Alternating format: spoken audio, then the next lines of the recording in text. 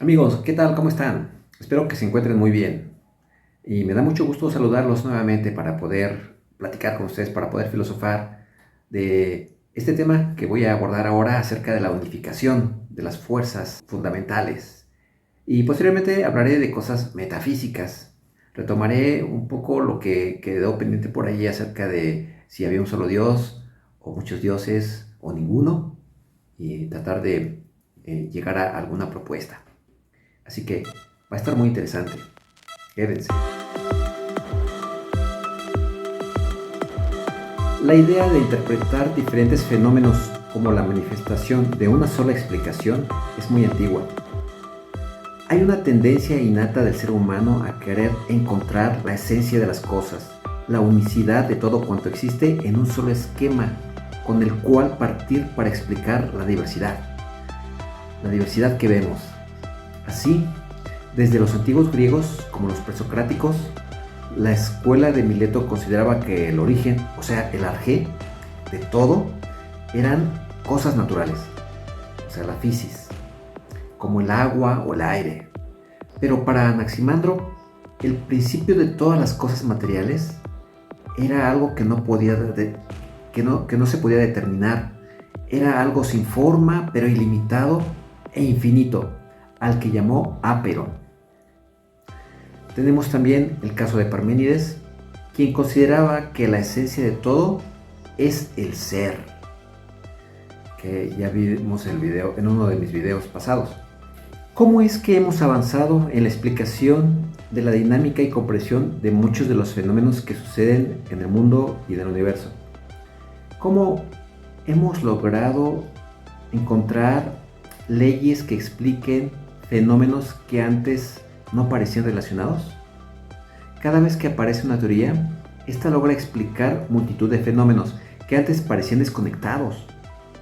Caso de las fuerzas eléctricas y magnéticas. En un momento de la historia se unificaron en una sola teoría, conocida ahora como el electromagnetismo, que James Clerk Maxwell logró describir magistralmente en pocas ecuaciones. Ahora, 4 conocidas ecuaciones si usamos el cálculo vectorial, o bien 2 ecuaciones si usamos el cálculo tensorial. La física moderna considera que en la naturaleza hay 4 fuerzas fundamentales. La fuerza nuclear fuerte, que es la responsable de que los núcleos de los átomos estén unidos. La fuerza nuclear débil, la responsable del decaimiento radiactivo. La fuerza electromagnética, que es la causante de los fenómenos electromagnéticos. Y la fuerza gravitacional, la causante del movimiento de los cuerpos celestes alrededor de los otros. Hasta el momento se ha logrado un puñado de ecuaciones que describen muy bien 3 de las fuerzas fundamentales conocidas. Hasta el momento, la fuerza gravitacional no ha podido explicarse bajo un esquema consistente con la observación. Pero bueno, existe una teoría que es la de las supercuerdas, que sí logra hacerlo matemáticamente. ¿Qué tienen en común objetos abstractos como un punto, una línea recta, una parábola?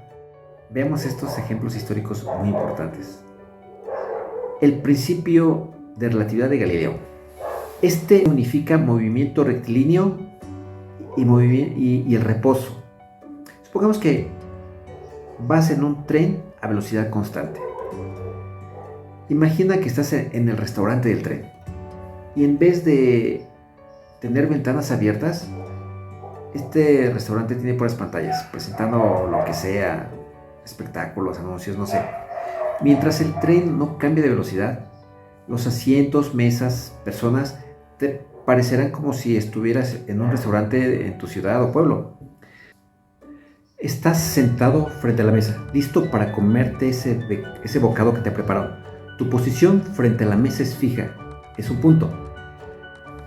Sin embargo, para alguien que está en el suelo, fuera del tren, tu posición cambia constantemente, tal como una línea recta. Así, el punto y la recta son 2 entes geométricos equivalentes bajo la ley de la inercia. Mientras el tren no cambie de velocidad, esto es, que acelere o frene, no tendrás manera de saber si estás en reposo o viajando a velocidad constante, a menos que tengas información de lo que sucede afuera. Esto es, que abras alguna ventana o que el operador indique que están a punto de llegar a la estación. O sea, necesitas información del exterior, pero mientras no tengas eso, tu realidad dentro del restaurante del tren es que las cosas están en reposo, las mesas están en reposo, las paredes, etc. Eso es real, no es que sea una ilusión, es real, porque si tú lo mides, así lo observas. Otra unificación muy importante en la historia. Gracias a su famosa ley de la gravitación, Newton pudo explicar lo que hasta entonces parecían fenómenos que no tenían que ver entre sí. El movimiento de la manzana o cualquier caída de cualquier objeto con el movimiento del Sol, la Luna o las estrellas. Les presento ahora este bonito ejemplo que relaciona la parábola con la línea recta.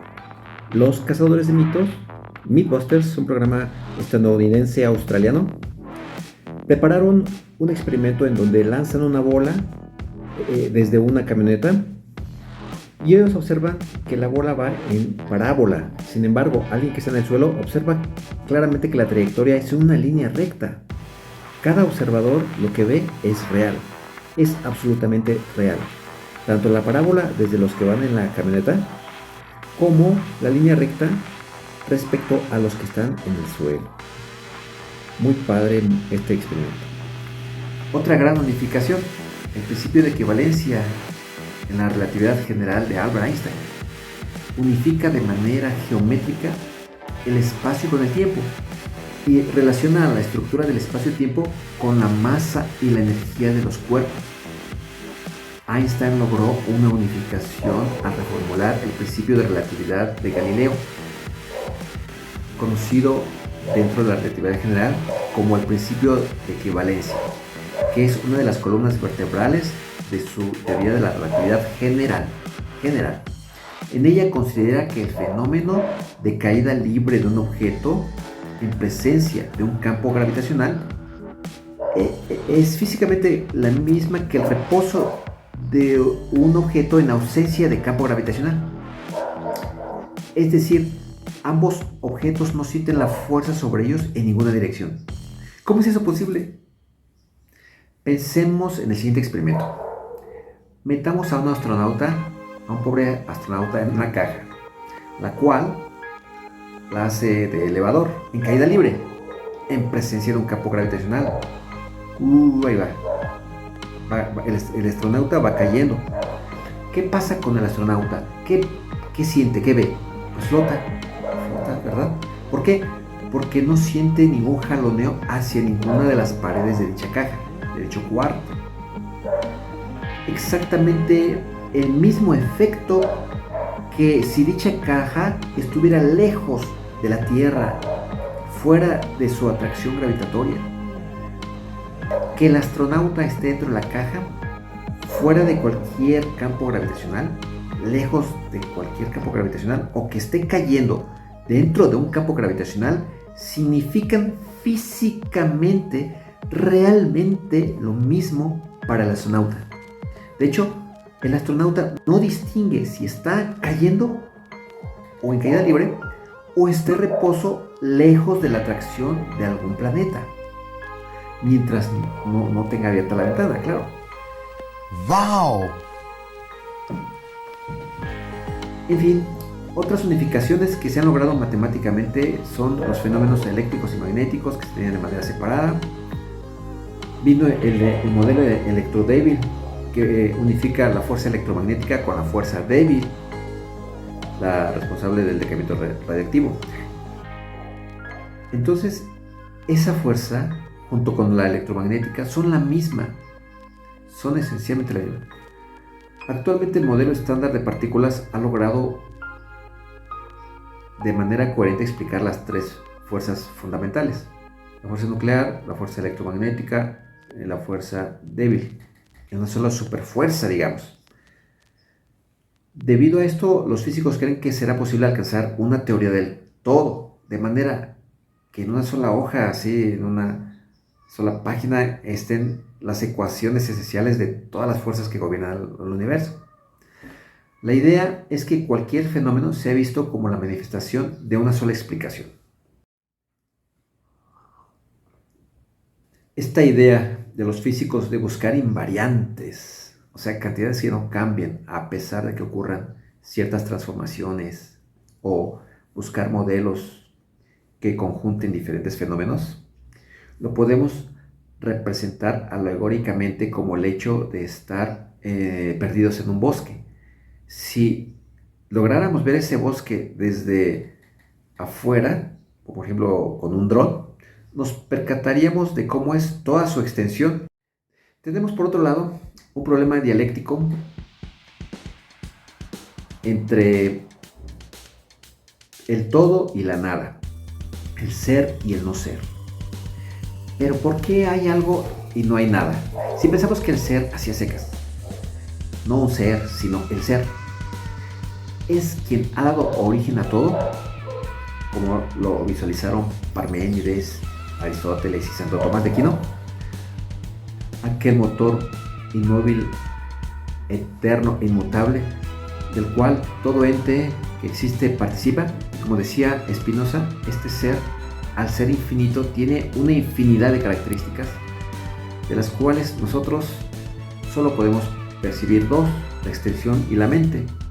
Entonces, lo que queda es estudiar a través de la ciencia las manifestaciones de la extensión y la mente en sus aspectos físicos, químicos, biológicos, psicosociales, etc., que permita decir algo más del ser.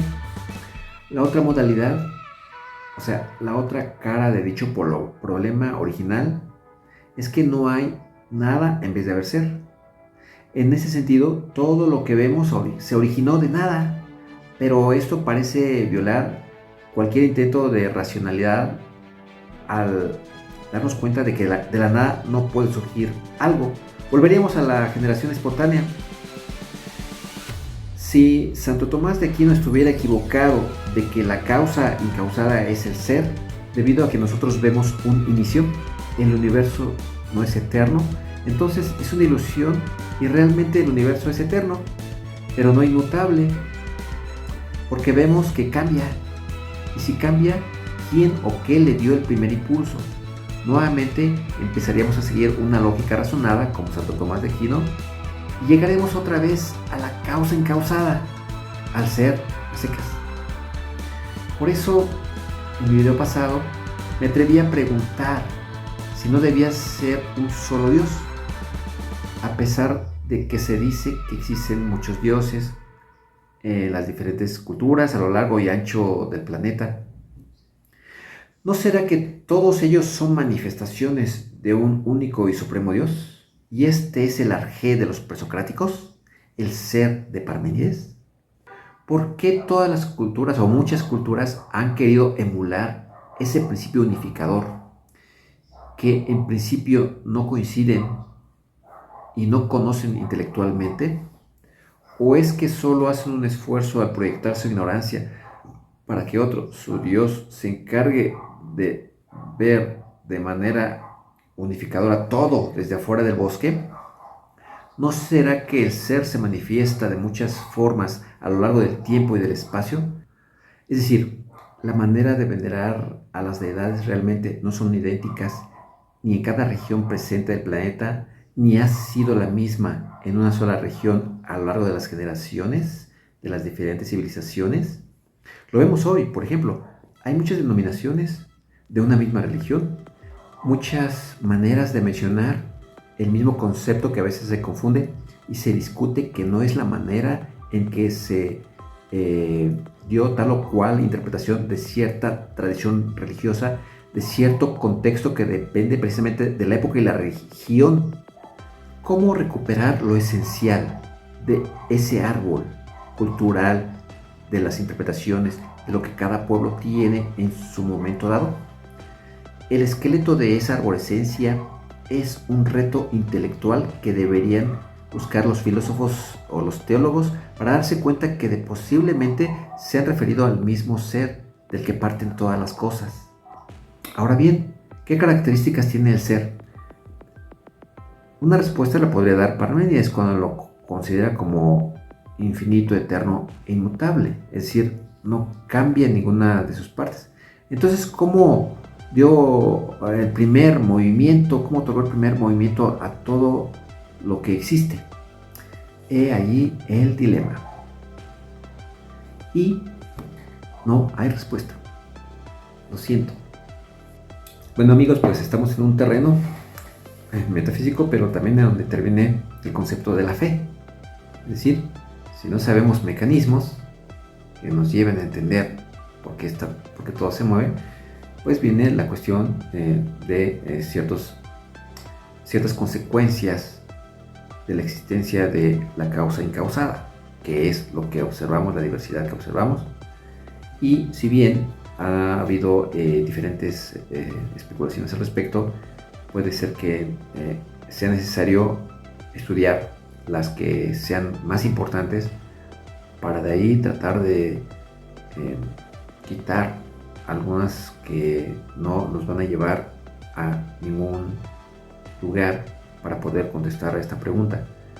O bien, es posible que nunca lo sepamos. Esa es otra de las posibles soluciones. Muchas gracias, amigos,